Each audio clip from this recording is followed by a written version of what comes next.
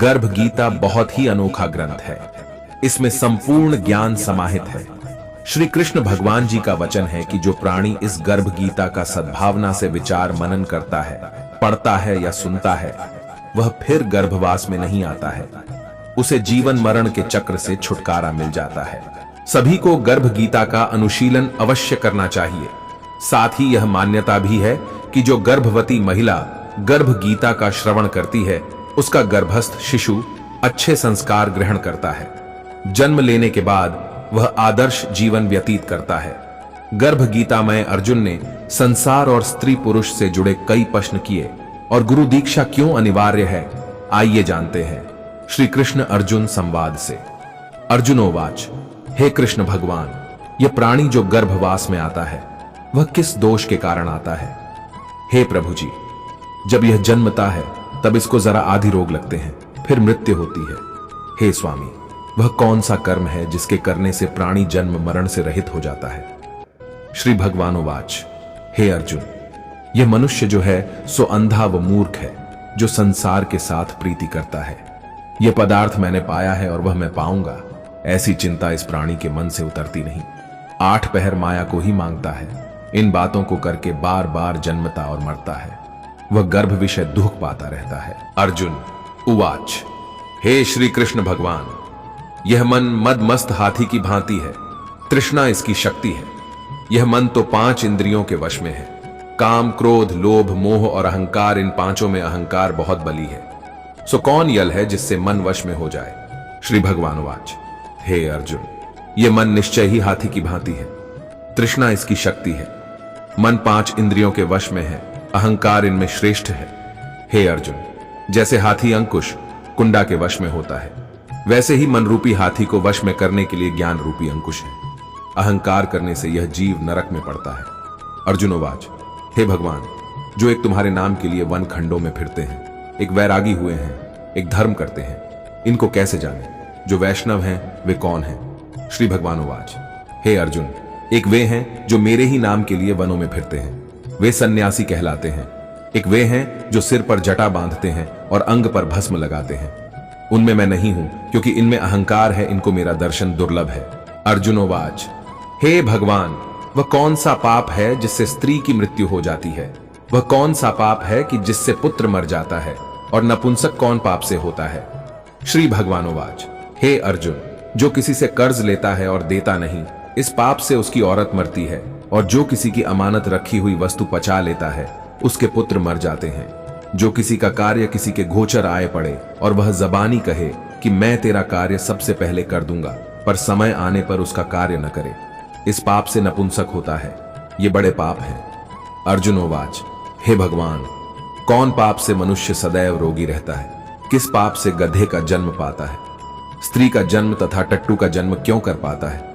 और बिल्ली का जन्म किस पाप से होता है?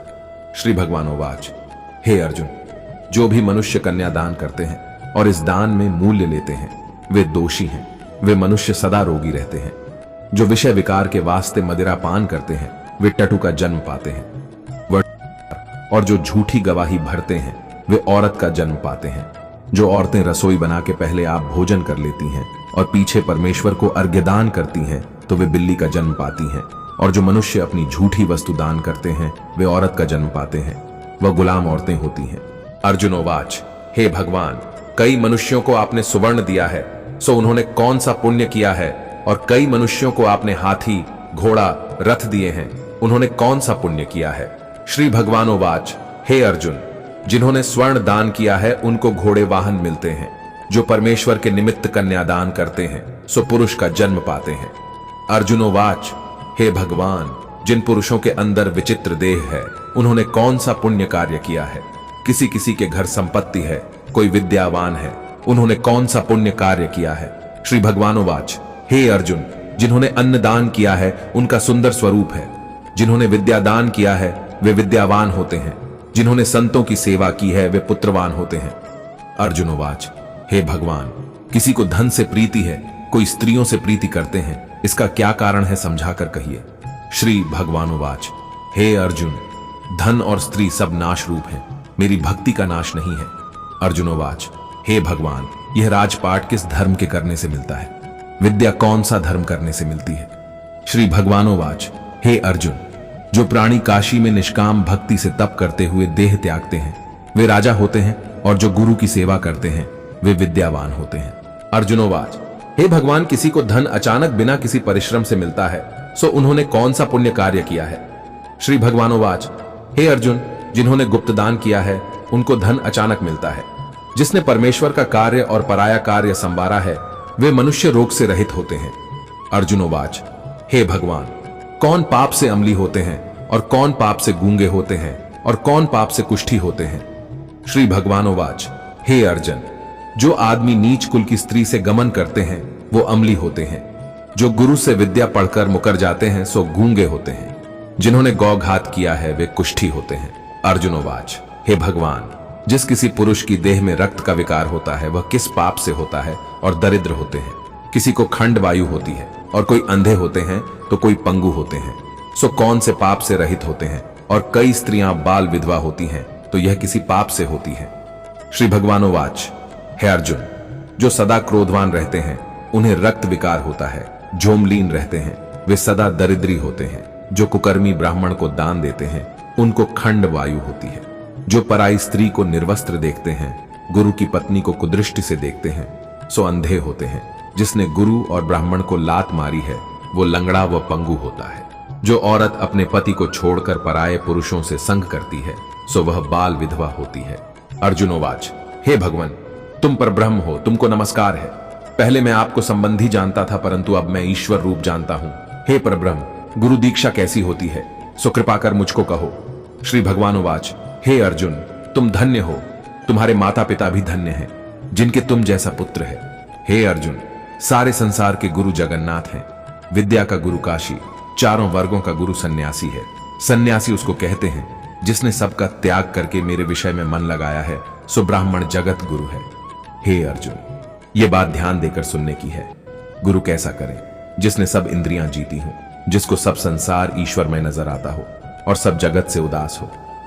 ऐसा गुरु करें जो परमेश्वर को जानने वाला हो और उस गुरु की पूजा सब तरह से करें। हे अर्जुन, जो गुरु का भक्त होता है और जो प्राणी गुरु के सम्मुख होकर भजन करते हैं उनका भजन करना सफल है। जो गुरु से विमुख हैं उनको सप्तग्रास मारे का पाप है। गुरु से विमुख प्राणी दर्शन करने योग्य नहीं होते। जो गृहस्थी संसार में गुरु के बिना है वो चांडाल के समान है।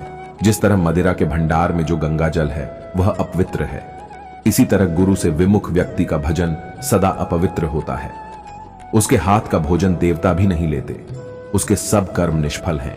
कूकर, सूकर, गदर्भ, काक, ये सब की सब योनियां बड़ी खोटी योनियां हैं। इन सब से वह मनुष्य खोटा है जो गुरु नहीं करता।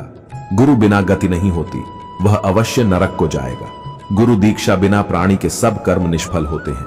हे अर्जुन, जैसे चारों वर्णों को मेरी भक्ति करना योग्य है वैसे गुरुधार के गुरु की भक्ति करना योग्य है। जैसे गंगा नदियों में उत्तम है, सब व्रतों में एकादशी का व्रत श्रेष्ठ है, वैसे ही हे अर्जुन, शुभ कर्मों में गुरु सेवा उत्तम है। गुरु दीक्षा बिना प्राणी पशु योनि पाता है। जो धर्म भी करता है सो पशु योनि में फल भोगता है। वह 84 योनियों में भ्रमण करता रहता है। अर्जुनोवाच, हे श्री कृष्ण जी भगवान, गुरु दीक्षा क्या होती है? श्री भगवानोवाच, हे अर्जुन, धन्य जन्म है उसका जिसने यह प्रश्न किया है। तू धन्य है। गुरु दीक्षा के 2 अक्षर हैं, हरिओम। इन अक्षरों को गुरु कहता है। ये चारों वर्णों को अपनाना श्रेष्ठ है।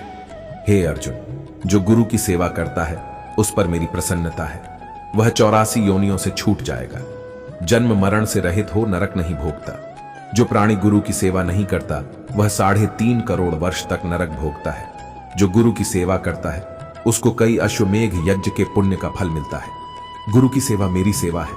हे अर्जुन, हमारे तुम्हारे संवाद को जो प्राणी पढ़ेंगे और सुनेंगे वो गर्भ के दुख से बचेंगे। उनकी 84 योनियां मुकट जाएगी।